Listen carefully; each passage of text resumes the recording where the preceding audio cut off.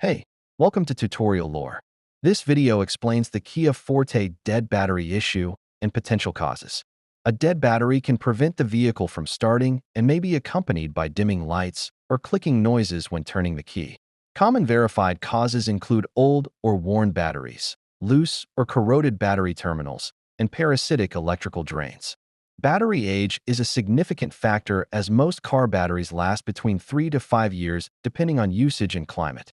Loose or corroded terminals may prevent proper current flow and could trigger starting issues. Parasitic drains occur when certain electronic components continue drawing power after the vehicle is turned off. Some newer Kia Forte models may also experience battery issues related to charging system malfunctions, which should be checked by a certified technician. This video explains commonly documented causes and patterns. Some cases can vary by model year, mileage, or prior repairs, so this information may not apply to every vehicle. Potential solutions include testing and replacing the battery if it is old or weak, cleaning and tightening terminals, and checking for electrical drains or charging system issues.